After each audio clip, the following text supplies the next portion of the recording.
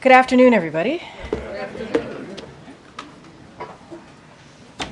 So I want to begin by sharing some news on how President Biden is fighting for working families and lowering costs by taking on corporate ripoffs. Ahead of his State of the Union address, the president is convening his Competition Council this afternoon to announce new actions to crack down on hidden junk fees and promote competition. President Biden is establishing a new strike force, co-chaired by the Justice Department and Federal Trade Commission, to crack down on illegal pricing. The Consumer Financial Protection Bureau is slashing credit card late fees from an average of $32 down to $8. This will save consumers $10 billion a year, an average savings of $220 for the 45 million people who are charged late fees each year. The Department of Agriculture is finalizing a rule to protect small farmers and ranchers. The Federal Communications Commission is circulating a proposed rule that would ban bulk billing. Helping lower internet costs and increase choices, our administration's action to ban hidden junk fees will save Americans more than $20 billion a year. The president will make clear in his State of the Union that he will continue fighting to lower costs for families. I have some news we'd like to share with all of you. On March 15th, President Joe Biden will host Taoiseach Lee Varadkar of Ireland for a bilateral meeting, followed by a St. Patrick's Day celebration at the White House on March 17th, continuing a long-standing St. Patrick's Day tradition.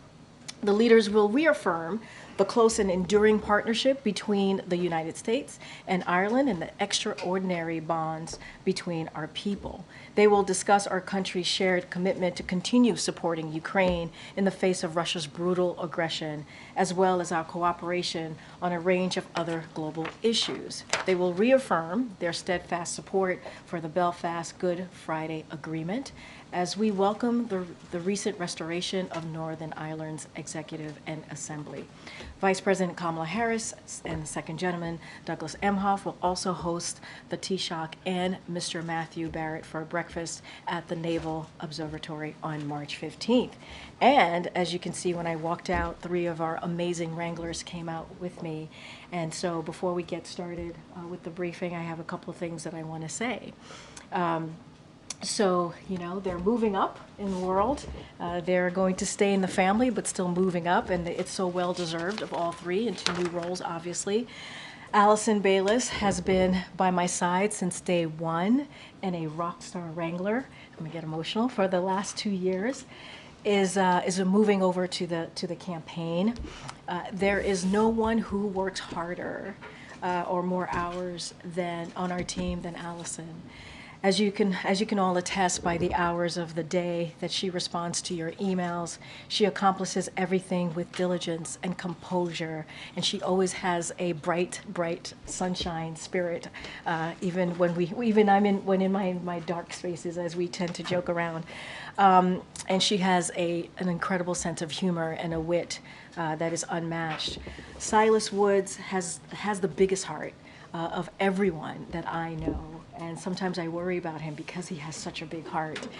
And every single day I see him go above and beyond to coordinate movements, get you all what you need, and make accommodations for everyone as he can.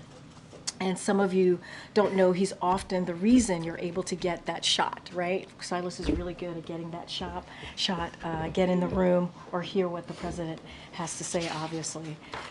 There isn't a single person here who doesn't have a kind word to say about Silas, and there's no better teammate, which is why the Second Gentleman is stealing him from us. He came from OVP, so now he's going back essentially to that world. The press team won't be the same without Silas, but we're glad will still get to work with him every day. I'm going to miss you very much, Silas. Literally the biggest heart of anyone that I know. And finally, Davis Conger came to us from the State Department, having traveled the world with Secretary Blinken. He's brought skill and professionalism to our team, and he's someone you always know you can rely on. Every day he has brought competence, kindness, and coolness under pressure to his job. He's always so even keel and cool, which is why Annie Tomasini has hired him as an advisor in the Office of the Deputy Chief of Staff. Three incredible new roles for three incredible young people. We're extraordinarily proud of all of you, the work you've done and the work you will now continue to do at a higher level, obviously on behalf of this president. And so I am super, super proud of you. You guys are like my kids who are flying off. So I'm glad you will still be part of the broader team, obviously, and I'm really, really sad to see all of you go, but I am so personally proud of all of you. And now they're going to get up and they're going to walk out because there's so much work to do, as you know, as Wranglers. But thank you guys. Love you all. Thank you.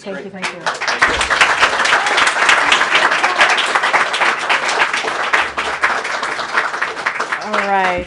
With that, Admiral John Kirby is here to give an update on the Middle East. And Admiral, the floor is yours. Good afternoon, everybody. This morning, I think you all are tracking, the Department of Defense conducted another airdrop of humanitarian assistance into Gaza. 3 U.S. C-130s dropped 60 bundles with a total of more than 36,000 meals ready to eat. We were joined in this endeavor by several Jordanian aircraft as well. As President Biden has said, this will be a part of a sustained effort with our international partners to scale up the amount of life-saving aid that we're getting into Gaza. And as I said last week, we're exploring other channels to get aid into Gaza, including a maritime route. To that end, we're looking at both military and commercial options to move assistance by sea. There's still an awful lot of work that's being done on this to flesh it out. Of course, we're also going to continue to urge Israel to facilitate more trucks and more routes, opening up more crossings so that more aid can get into people in need and increase that flow. And with that, take some questions.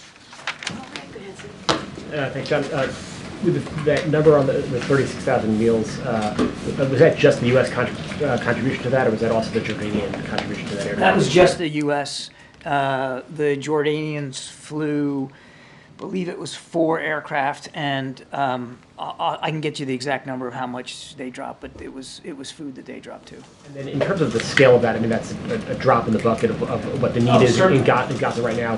When you talk about the maritime corridor planning as well, I mean, this war's been going on for 5 months now. Yeah. Why isn't the U.S. and its allies further along in the planning stages for a maritime corridor or other operations like an airdrop with more equipment, more resources, more personnel on standby?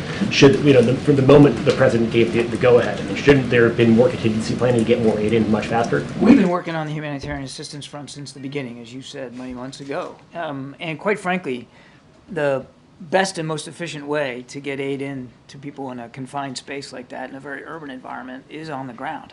I mean, yes, you can move more volume in ships, whether they're military or commercial ships, but eventually that stuff has to get ashore, then has to get loaded onto vehicles and then trucked in, right? So the trucks are the best way to do that, and that's why we've been working so hard to try to increase the flow. And during the week-long pause that we had before, we were able to get it up to 200 trucks a day. It was through President Biden's urging that we got the Rafah crossing open to aid. It was at his urging that we got Kerem Shalom open, but the flow just hasn't been enough to meet the need. And as the war has progressed, the need has gotten obviously much more dire. So it's not like even though we're just now talking about airdrops, it's not like the idea of airdrops just happened, just dropped out of the sky. It's been something we've been talking about for quite some time, and the maritime route as well.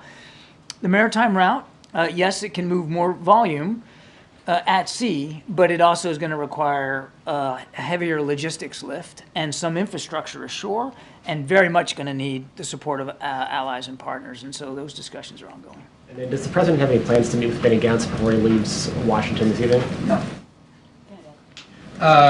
Thank you for answering that one. So we can go and move on from there. A few others here. The president this morning signaled that he's concerned about violence in Jerusalem and in the region in the coming days. Is there something specific he's been told to anticipate? I won't speak to specific intelligence one way or the other, Ed. I mean, obviously, this is something we're always mindful of, particularly given what's gone on between Israel and Hamas. But I don't think I'm going to elaborate on that. Just to backtrack on something from last week, I don't think you've been asked about this, at least on camera, but when he was in New York and suggested he had reason to believe there'd be a ceasefire by Monday, and that hasn't happened, why did he think that at the time? He was referring to updates and briefings that he'd been getting from the national security team about the progress of negotiations. Obviously, we'd all wish that had happened. We wish that it would happen today, but we're still negotiating. We're still trying to get there. And on Haiti, is the U.S. continuing to monitor that situation, and does it have any sense of the whereabouts of the Prime Minister? Yes. As far as I understand, no. I'll let the Prime Minister speak to his travel, but I'm not aware that we have any keen sense of what his whereabouts are. Thanks. Just following up on Haiti, you've called on Americans to evacuate. How should they do that when the airport is under attack? Again, I'd refer you to the State Department. They're the ones that issued that advisory. Not a safe time for Americans to be in Haiti right now.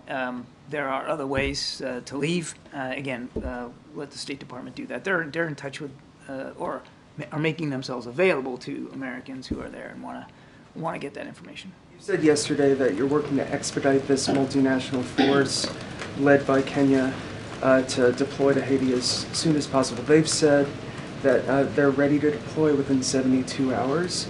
The holdup is funding, in part U.S. funding that was pledged by the administration that's being held up, as we understand it, by Republicans in Congress.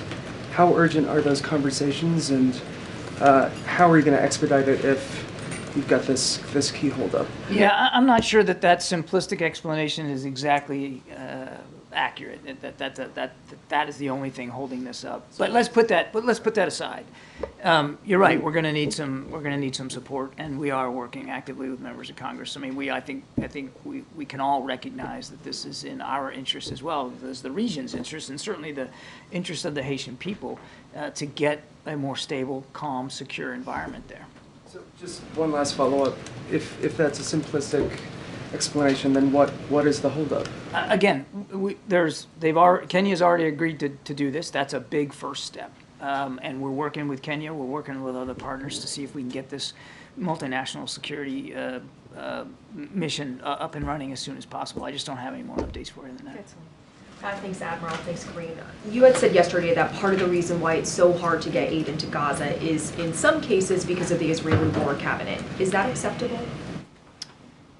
There's nothing acceptable about the dire situation on the ground in Gaza in terms of the lack of food, lack of water, lack of medicine, in some cases a lack of fuel. That shouldn't be acceptable to anybody. So short answer to your question is no, it's not acceptable, and that's why we continue to work with our Israeli counterparts. As I said in my opening statement, and you've heard the President say as well, and the Vice President, that it's time for Israel to open up more crossings and allow more aid in.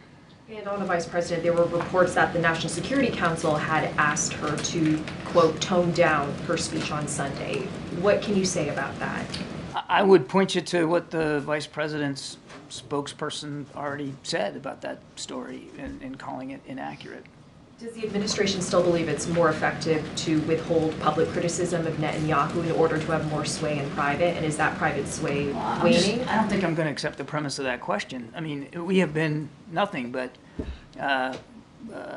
candid and forthright in private with our Israeli counterparts, and certainly in public in the comments that we have made. You've heard again from the President and the Vice President in just recent days expressing very clearly what our concerns are with the humanitarian situation in there and how it is unacceptable and how we need the Israelis to step up and do more. And just lastly, Hamas said today they won't accept a deal that does not include a complete withdrawal of Israeli troops from Gaza. Is that realistic? And if not, where do negotiations go from here? I ain't going to negotiate in public. We've been working this real hard.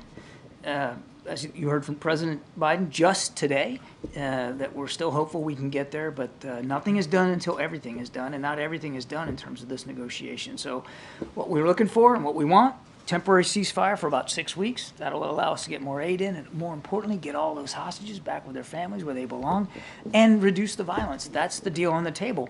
And as the president also said today, it's a rational deal, and the Israelis have been cooperating. They have been negotiating in good faith on this. It's time for Hamas to step up to the plate, take a swing, and let's get this thing done. The Hamas is saying that they have now extended a deal that Israel has not responded to. Israel is saying that Hamas has to accept the deal that you've been referencing with regard to hostages. Can you sort out what's true in both of those things? And can you also comment on, has it been more difficult to have these talks in Cairo without an Israeli representative at the table? I kind of sort of already did it, Jeff, but maybe I'll take it a different way. There has been, throughout the process of these many weeks, back and forth between the sides, proposals, counter proposals, and haggling over the details and all the modalities of how this is going to work in terms of the phasing of the hostages and how many, and the release of Palestinian prisoners and how many, and how that's all going to take place. There is now a framework. There is a deal, as the president said today, that has been the result of all this back and forth. So the back and forth has happened. There's a deal now, and the onus is on Hamas to accept it. And you had a second question. Israel hasn't been at the table. And in Cairo. Again, I won't speak to Israel and the presidents of their negotiators when they get to speak to that. But as I said earlier, the Israelis have negotiated in good faith. They have agreed to this framework. They have taken it right up to the end, and now it's up to Hamas. Given that Hamas has now responded to the deal and that they have not agreed to it as written, is it still practically possible to come up with an agreement by the start of Ramadan? Look, the negotiators are working hard on this, Kevin. That's what we hope will happen, but we'll have to see. So there is still belief that that is a possibility? I didn't say belief. I said we hope that we can get this done as soon as possible. We would have liked to have this done 2-3 weeks ago, if not before then. We are where we are, and we're working on this really, really hard. And given what the president said about the potential dangerous situation should an agreement not be reached, what conversations is the White House having with Israel about, for example, the situation around the Al-Aqsa Mosque? What are sort of the conversations in advance to try and curb some of the violence that the president... I don't think the Israelis need to be reminded by the United States that they live in a tough neighborhood. And I don't think they need to be reminded about the prospect of violence, particularly in a sensitive time like Ramadan. They don't need us to remind them of that. They're well aware of it. Again, we're going to continue to work with them as we have to help make sure that they can defend themselves against Hamas, make sure that the Israeli citizens are safe and secure as much as possible, and that we can try to get this hostage deal in place. Yeah, thank you. Go ahead, Jay. Hey, thanks, Karine. John, why isn't President Biden meeting with Benny Gantz while he's in Washington? Mr. Gantz asked to come to Washington and asked for a series of meetings with administration officials, and he's getting those. He met with Jake Sullivan yesterday. He met with the Vice President yesterday. Today, he's met with the Secretary of Defense and the Secretary of State. All of these conversations have been constructive and productive, and we hope that Mr. Gantz goes home informed by the conversations that we had and the concerns that we expressed. I mean, was it a scheduling issue with the president being in Camp David, or was it? Mr. Gantz had a chance to meet with senior levels, all the way up to the Vice President of the United States. And you know, again, we think these conversations were constructive and productive, and hope that he goes home informed by them. Thanks, John. The president and the vice president, and you, for that matter, have both said that the situation with getting aid into Gaza is too difficult. The vice president said that Israel needs to allow more aid in. No excuses. What is preventing the president from communicating to the Israeli government that if they don't allow aid, we will not continue supplying weapons? Why is that not a fair trade? No aid, no bombs. Because the president still believes that it's important for Israel to have what it needs to defend itself against a still viable Hamas threat. Maybe some people have forgotten what happened on the 7th of October, but President Biden has not. How does keeping aid out of Gaza contribute to Israel's right to defend itself? Keeping aid out of Gaza is not the right thing for any purpose. It's not about, it's just not acceptable on the face of it, as I told Selena. And that's why we're working more than any other country, by the way, to increase the flow. I mean, it is U.S. aircraft that are dropping this food out of the sky in the last couple of days. Yes, but you keep saying, and you said yesterday, the holdup, that the problem is the lack of capacity being delivered on the ground. And that's the Israelis and to some extent the Egyptians, but mostly the Israelis. How is that, and you said it's not acceptable earlier. But you're looking at this as a zero-sum game. Like, yes, you are, sir. It's, well, if they're not doing what you want, then cut off the aid so they can't defend themselves. That's not the way we're going to do this. It's not the way we have done this. They have a right to defend themselves. They need the wait, let me finish. They need the capabilities to do that. There's aid that's desperately in need. And you know what? We can do that too. We can do both. Both are important, and both are going to be pursued by this administration. I know you don't approve of necessarily the policy choices that we've made, but Policies, I'm just asking questions, sir. but and I'm answering them. We can do both. We can influence our Israeli counterparts to do more, to be more careful, to let more aid in, and we can continue to work to get that aid in ourselves. One more follow-up then. Israel, according to Israeli media, the Israeli Defense Forces and industrial base are ramping up or preparing to ramp up domestic production of weapons that are currently U.S. supplied, including dumb bombs, firearms, that sort of thing, to be commenced next year, 2025. Is the president concerned that this would lower U.S. leverage, and is there a window that's closing during which the U.S. has the leverage and influence to get the Israeli government to do certain things with respect to human rights, for instance, allowing more aid into Gaza? The president's concerned, as I said, about Israel being able to defend itself against a still viable threat. We'll let the Israelis speak to their defense industrial base plans and intentions. They're a sovereign country. They get to make those decisions, and we respect that. They're also a key ally and a partner, and we respect that alliance and that partnership as well. The other thing that's keeping the president up at night is the humanitarian assistance and the humanitarian situation on the ground in Gaza, and that's why he has ordered these airdrops. That's why we continue to urge very, very stridently the Israelis to open up more crossings on the ground to supplement the aid that's already getting in and to try to improve what's not getting in. And that's why, as I said in my opening statement, the president also has the team looking at maritime options. Thank you so much. I want to ask you about some remarks the French President Emmanuel Macron made today. So he urged Ukraine's allies not to be cowards, and he also added that not to be what? Cowards. Sorry, my accent. And he added that he fully stood behind those controversial remarks he made last week about sending troops to Ukraine. So what do you make of this rhetoric? Do you think the time has come for stronger language on Ukraine, or is this not helpful? I'm not going to parse President Macron's words. I mean, he certainly has every right and ability to speak for himself and his views. All I can do is speak for President Biden, Commander-in-Chief, and the President has been clear. We have been extraordinarily strong in leading international efforts to support Ukraine for the last 2 years. We need Congress to help right now pass that supplemental so we can continue that strong leadership and support a coalition of more than 50 nations that the United States put together to support Ukraine. He's also been very clear since the very beginning of this war. There's not going to be U.S. troops on the ground fighting inside Ukraine. And you know what? President Zelensky isn't asking for that. He's just asking for the tools and capabilities. He's never asked for foreign troops to fight for his country. He and his troops want to do that, but they need the tools, and that's what we need to help with. We're bumping up against the president's Sorry. Thank you, Karine. I have questions on the Indonesian election, but just to finish up on Gaza, is the Gantz meeting with the VP and also with Jake a signal that the administration is looking forward to a future Israeli government without Netanyahu? No.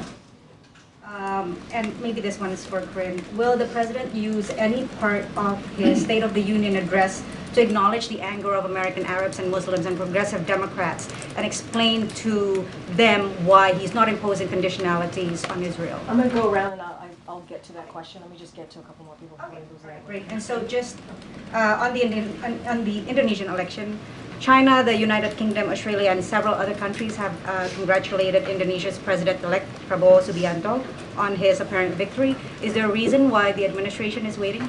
We congratulate the Indonesian people on a successful election. The President looks forward to early engagement with the new administration and to strengthening our cooperation under what is already a strategic partnership.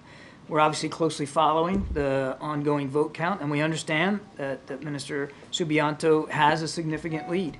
We've had excellent cooperation with him since the time he was defense minister, and if he is in fact finally elected, then we look forward to continuing that relationship. Just to clarify, the president-elect does have a long track record of allegations of human rights violations.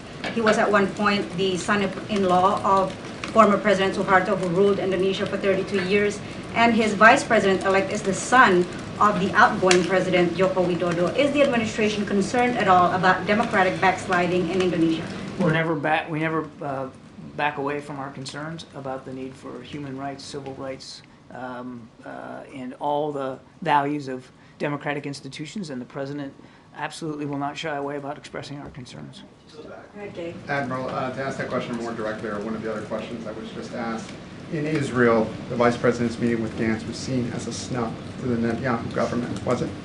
The meeting with Minister Gantz, again, was at his request. He is a member of the War Cabinet. There's a war going on, and we believed it was a good opportunity to have a discussion with the War Cabinet about the way in which we're supporting Israel and the things that we want to see Israel do. The President was asked this morning how his relationship was with Netanyahu these days, and he responded like it's always been, and then he smiled. Yep. I don't know if I can improve upon that. What would you add to that? I wouldn't. One question I still like my job. One question on Haiti. The administration has provided more than $126 million in humanitarian aid to Haiti in 2023. Where has that money gone? Has it been effective? I can get you, Gabe. We can get you a rundown of exactly how those funds were allocated. But we're proud of the humanitarian assistance that we have and will continue to provide Haiti. But right now, the focus has got to be on getting that multinational security element in there to help create the conditions where the people of Haiti can live free and in security, so that humanitarian assistance can get there more freely and get to the people that need it. Last question. Thanks, Karine. Thanks, Admiral. Following up on Aurelia's question, there's been some pushback on Macron's comments from the Germans and also from the Swedes as well. Is the US worried that Ukraine's allies are starting to splinter? No, there's been tremendous international support and unity for Ukraine. As you know, we met with the Prime Minister of Italy just last week. They've been strong. There's incredible unity. Everybody shares the same concerns that we do about just letting Putin take Ukraine and what that means for their safety and security and for the security of the NATO alliance. No, we're not concerned about that. That the stalling of this US aid is putting more pressure on European allies and causing fractures at all in that sense. We're worried that the delay on the national security supplemental and the assistance coming from the United States is going to have a detriment, actually already is having a detrimental effect for Ukrainian soldiers on the battlefield. That's the main concern. And the time is way past now to get them the tools that they need to defend themselves. Their defensive lines are starting to shift now, going in the wrong direction, because the Russians continue to push west out of the Donbass. Thanks, Albert. All right. As you know, the president's event's going to start shortly. Zeke, you have anything? Can you give us a rundown of how the president spent the last few days at Camp David preparing for the State of the Union? Who was with him? Does he have the final speech text at this point? So, as you know, the president has been working on, as you just stated in your question to me, the State of the Union address for the past several days. I'm not going to get into any specifics as to who is with him. It's going to be a moment that's incredibly important to him. Obviously, he's going to be not just addressing Congress, but also millions of Americans who are going to be tuning in, and he's looking forward to that, to talking about the accomplishments that he's made the last 3 years, and also the vision that he he has for this country, obviously for the American people. I'm just not going to get into any specifics or details. We'll have certainly more to share with you all tomorrow as we get closer. You know, the State of the Union address is incredibly important. He's going to be working on it, I believe, until the very last minute. So he gets it just right because it's going to be an important moment. But don't have anything beyond that. You heard me talk about the Competition Council, how that is part of the president talking about wanting to focusing on lowering costs for the American people. Obviously, he's going to talk about our democracy, our freedoms, right? Continue to fight for that. Reproductive freedom, how that is an issue that the American people truly care about. You're going to hear him talk about that. And so there's a lot of issues in front, obviously in front of the American people that they care and they want to hear directly from the president about. And so that's what he's going to focus on. We'll certainly have more to share as we get closer to Thursday. And then on a different topic, there's a bit of a kerfuffle this morning across Lafayette Park at the Department of Veterans Affairs regarding an effort to ban the display of that iconic Times Square kiss photo on VJA at the end of World War II. Was anyone at the White House consulted in the drafting of the initial memorandum, and then did anyone at the White House call up the Secretary of Veterans Affairs and say rescind that memo? So I want to be really, really clear. The VA is not going to be banning this photo from VA facilities. So I just want to be super, super clear about that. I know, as you just said, you described it as a kerfuffle. There was obviously some reporting on that. I can say that I can definitely say that the memo was not sanctioned, and so it's not something that we were even aware of until you all started reporting on it. But we are not banning that photo, and I'm just going to be super clear about that. Any specifics about the memo and the process over there, certainly I would refer you to the VA. Well, once you were made aware of it, and after the memo sort of spread on social media, did the White House direct the Veterans Affairs Secretary to rescind it? I believe the VA Secretary made a statement on this, so I refer you to the statement. Of his own volition? Yes, he did that on his own volition, but I would refer you to his statement, and just I'm really reiterating what the VA said. The VA Secretary said that it will not be, that particular photo will not be banned from any facility, VA facility, so I want to be very, very clear about that. Okay, good. Thank you, Karine. President Biden has said a possible endorsement by Taylor Swift is classified. How disappointed is he that she is telling people to vote, but not for him? Going to be very careful. We're talking about 2024. So I can't comment on what Taylor Swift is saying or not saying. I have no idea. I've not seen those statements. And I'll just leave it there. Okay. Be mindful. Different topic. How's President Biden going to fix the border if he can go years without talking to the head of Border Patrol?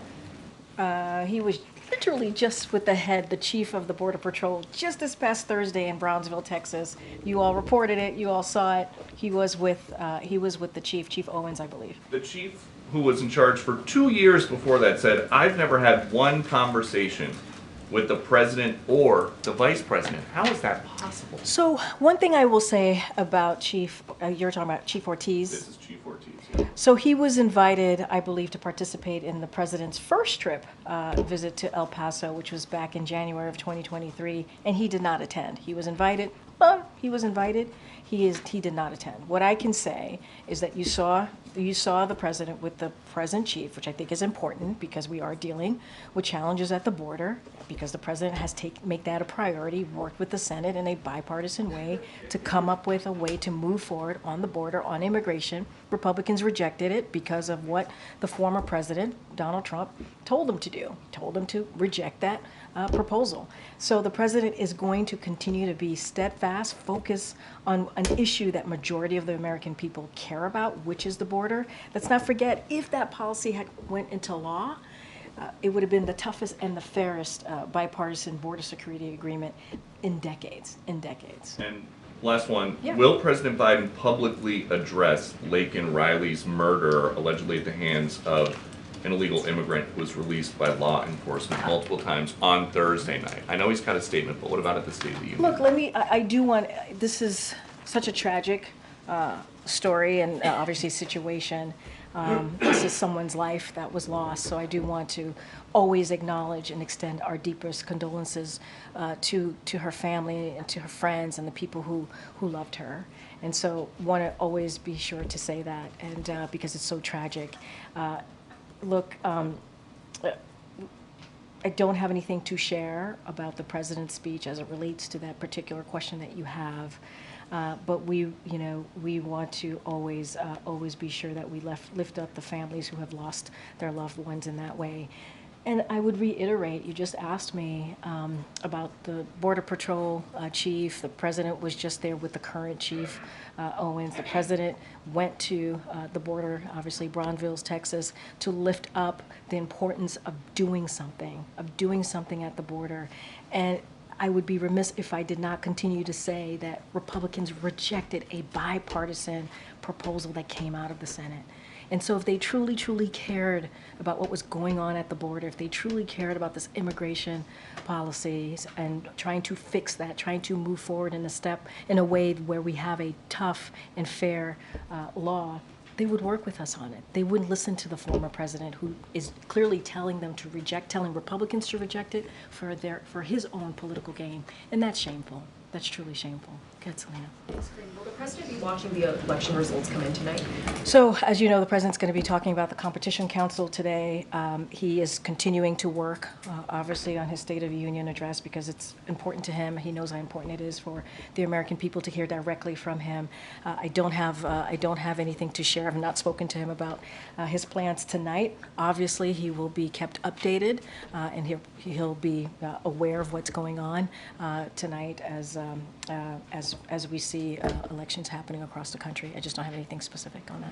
And the Consumer Bankers Association has been very critical of the Biden administration's rule to cut the credit card late fees. They called it anything but a win for consumers and knowingly putting consumers' financial health at risk. What's the administration's response to that criticism? So we totally disagree, obviously. The president has always been very, very clear.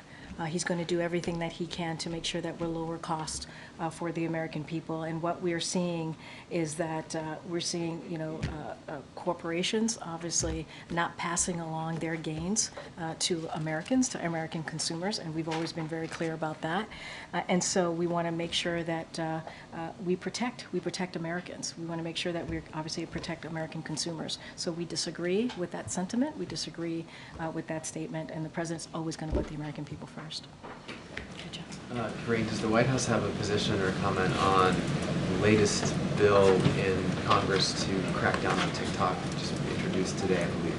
So I have not seen the text or had an opportunity to speak to our Office of Legislative Affairs or anyone else in the White House office. So I don't want to get ahead of myself and speak to that. Obviously, we'll take a look, as we normally do, on any legislation that believe will be beneficial to the American people. I just can't speak to that at this time. Okay, Kevin. Robert Hur is supposed to testify a week from today. Has the White House made a decision on releasing the transcripts of the president's interview? I would refer you to my colleagues at the White House counsel's office. And the Dartmouth basketball team has become the first college sports team to vote to form a union.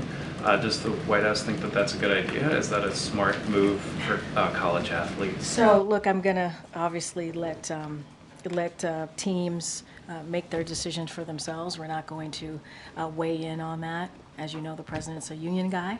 We say that all the time, but I'm not going to comment on any particular team or actions that they're taking. That's for them to decide. Karine, Senator Sinema just announced that she's not running for re-election. She's going to retire at the end of this term. I'm wondering if the White House has any comment on that. So, have not seen that. Obviously, that is news to me. Look, we have had opportunities to work closely with the senator on some really key, important bills. She was one of the leading negotiators on the border security bill that came out of the Senate in a bipartisan way. We appreciated her efforts on that. And there are some other, obviously, ways that we've worked closely with her. Outside of that, I don't want to get too far ahead. This is the first time I'm hearing the news. But she's been a partner with us on many critical issues that matter to the American people, and I think that's important.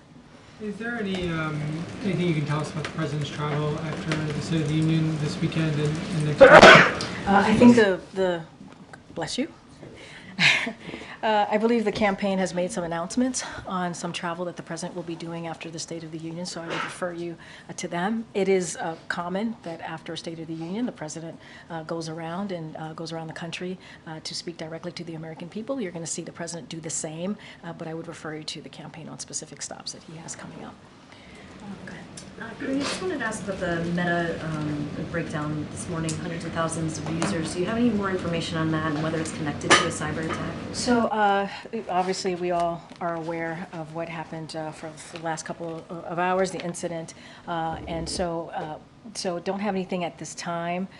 We are not aware of any specific malicious cyber activity, so I can say that, or any specific nexus as it relates to today's election.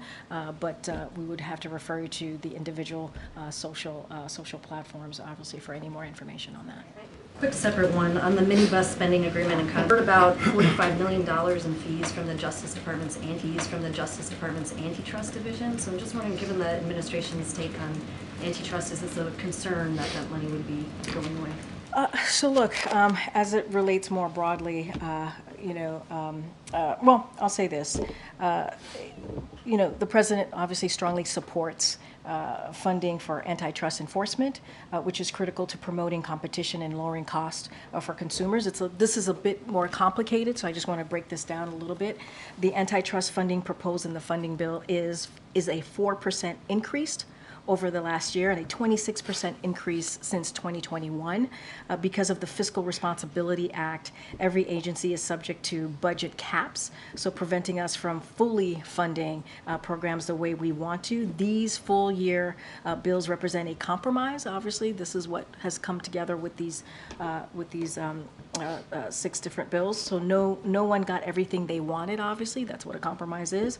But they fund the government, prevent a damaging shutdown, and protect our progress. And that's what happens when you come forward with a compromise, a bipartisan compromise. Okay. Is the President aware or have any concern about the number of Super Tuesday states that have campaigns for uncommitted votes, ceasefire write-ins, essentially a vote against the president because of his stance on the war in Gaza? So look, I'm going to be super mindful. These are obviously people are voting right now, and I cannot speak to any upcoming election or as voting is happening. So I'm going to be super careful about that. But what I will say is what I said last time when I was asked about Michigan specifically. The president thinks it's important for Americans to voice their opinions, to have their voices heard. He thinks that's incredibly important. We understand how painful this moment is for many Americans, for many communities. Obviously, the Arab the Arab community, the Muslim community, more specifically, and so we get that. But I just want to be super careful and not speak to upcoming election, voting that's happening right now. To be more specific, I know you had a similar question. Also, the message that the president will be saying during his State of the Union, and then I think you mentioned to my colleague that he will be taking this message around the country after the address. Is Michigan one of those destinations? So I'm not going to get into the states. I know that the campaign announced a couple of states already that he's going to be going to right after Thursday. So you could expect the president to be visiting multiple states across the country the next, obviously, couple of months. I'm not going to get into that. I would refer you to the campaign specifically on the most upcoming states, the announcements that they've made. And I just kind of laid out what the president has been very clear about, the understanding of how people should have the right to voice their opinion, to voice their concern, to voice their pain. And that's what the president is going to consistently do. He's a president for all Americans, obviously. As it relates to the State of the Union, I'm just not going to get ahead of any specifics on what he's going to say as it relates to that question. Okay. Thanks, Karine. So Cookie Monster posted on X that shrinkflation is making his cookies smaller. The White House official Twitter or X responded that blaming shrinkflation basically on companies. So does the president again believe that shrinkflation and inflation are solely a company problem, or do his policies play any role in that? So also for my tweet, I believe we said C is for consumers getting ripped off, right? And the president has called on companies to stop taking advantage of Americans. He's been very clear about that. He's repeatedly called on large corporations, more specifically, to pass along their savings onto their customers. We've said that. We've been very consistent about that. And that includes ripoffs, such as shrinkflation. We see that. and where the size of a product, for those who don't know, gets smaller even as the price stays the same or increases. That's what we've been seeing. And so it's giving families less bang for their buck. And the president has said, and I'll quote him, the president said, Americans are tired of being played for suckers. And so the president's going to have the American people's back. That's what he's going to continue to do. He's going to talk about this, not just shrinkflation, but other ways that he sees corporations are ripping off Americans. You're going to hear from him shortly about what he's doing next to deal with junk fees. And I think that's really important. That's what Americans want to see. They want to see their president fighting on their behalf. And out of that competition council, the president is announcing that strike force. Why did it take the Cookie Monster to speak up, or an election year for this strike force to go? Why not do it a couple of years ago when inflation was 9%? I disagree with the premise of your question there. It did not take the Cookie Monster. If anything, it feels like the Cookie Monster is responding to us and what we've been saying about shrinkflation. I can't believe I'm having a conversation about the Cookie Monster at the podium, but that's a good one. I'm glad you're awake. I'm glad you woke up for me. I know you were nodding off in the back earlier, but why did it take so long to announce a strike force? I mean, when look, inflation was 9%? here's the thing. The President's Competition Council has been going on for some time now, right? He has taken this very seriously and finding ways to lower costs for the American people as we are obviously dealing with inflation, right? Obviously dealing with that because of what we are coming out of with the pandemic. So the president has taken actions. He's going to continue to do that. I would say the strike force is just another way along of many other announcements that this president has made in dealing with large corporations ripping off Americans, right? And dealing with how do we get rid of junk fees. And so that's what you're going to hear from the president. So to say that, now all of a sudden he cares about this is not true. It is a false premise. It's a false question because the president has been dealing with this for some time now. And now he's making a new announcement on the strike force, and I think it's important. And so you'll hear more from him momentarily. One more, if I may. The president, I noticed, had note cards at the border when he was doing his briefing there. He also had note cards last Friday with the Italian Prime Minister. Why does the president rely so heavily on note cards? You're upset because the president has note cards? You're asking me a question about the president having note cards? I'm asking why the does he rely so heavily? The president who has had probably one of the most successful first 3 years of an administration than any modern day president. He's done more in the first 3 years than most presidents who had 2 terms. You're asking me about note cards? I'm not speaking to you right now, James. I'm talking to your friend over here, Ed. So thank you so much. But thank you so much for interjecting. Go ahead, Ed. I was just asking why he relies so heavily on note cards. I think what's important here and what the American people care about is how this president is delivering for them. And that's what he's doing. And that's what's the most important thing here. All right, I'm going to take. Okay. Did I call on you already? You did. Okay, wait, no, I can't do that. Go ahead, Karen. No. Go ahead, Karen. Go ahead, Karen. Alexei Navalny's widow, Yulia, was invited to the State of the Union by the White House, but she's unable to make it. Did the president extend that invite personally when he met with her last month? Yes, I can confirm that she was indeed invited to the State of the Union. She is no longer able to attend. I would have to refer you to her and her people as to specifically why, but I can confirm that yes, she was invited. Did the president extend that invitation? Yes, the president did. When they met? Yes, the president did. Go ahead, John. Go ahead, John. John, go ahead. Go ahead, John. The president recently said that he'd be open to meeting with the House Speaker in regards to that Ukraine funding bill. Is there anything to report? Is the president reaching out to the House Speaker in terms of a one-on-one conversation? Well, they just met. The Big Four just met last week. They talked about the importance of obviously the National Security Supplemental, which includes the Ukraine funding. They talked about obviously avoiding a shutdown, which we are glad to see that Congress is doing that. And as you know, they had a pull aside, they had a brief meeting afterwards. Not going to get into what was discussed, it was a private meeting, but the president has spent some time with the speaker over, just last week, literally, they were together just last week. I don't have anything else to share. All right, guys, we're going to wrap it up. Go ahead. Thanks, Karine. Is the White House concerned about another... Oh, I'm so sorry. No, I'm more so teasing. I'm giving it a hard time. Go ahead. Is the White House concerned about another bank failure after New York Community Bank shows signs of trouble? So, look, obviously, I want to be super careful, right? This is something that is monitored by regulators, and this is something that they take very seriously and are always monitoring. I don't want to get ahead of that, and we're always going to keep an eye on that, or they will, more specifically regulators. I just don't have anything else to share beyond that. All right. In the vein of that question about the yes, speaker, yes, one sir. of mine was, he did last week extend a bipartisan olive branch to the former president to work with him on border security.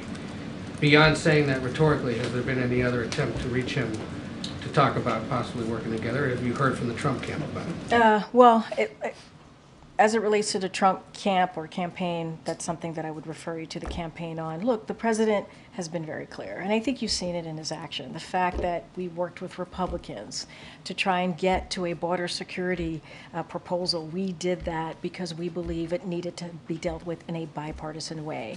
And I would add that when we are able to work in a bipartisan way on behalf of the American people, we get things done, right? We see that with the Chips and Science Act. We saw that with the prevent gun violence legislation, right? Anti-gun violence legislation. You saw that with the infrastructure legislation. Remember last time around, during the last 4 years of the last administration, it was a punchline. Infrastructure, week was a punchline. Last week, there's been no active attempt to get the former president. I am saying to you, I don't have anything to read out, but I do want to say, when we work in a bipartisan way, we are able to get things done for the American people. We just are. And we see that. We see that with historic pieces of legislation that will change the lives of Americans for generations, which are incredibly important. Issues that majority of Americans care about. And I think that's important. I don't have anything to read out on any outreach. I would certainly refer you to the campaign on anything specific as it relates to the Donald Trump campaign. All right, guys, I'll see you tomorrow. Thanks, everybody.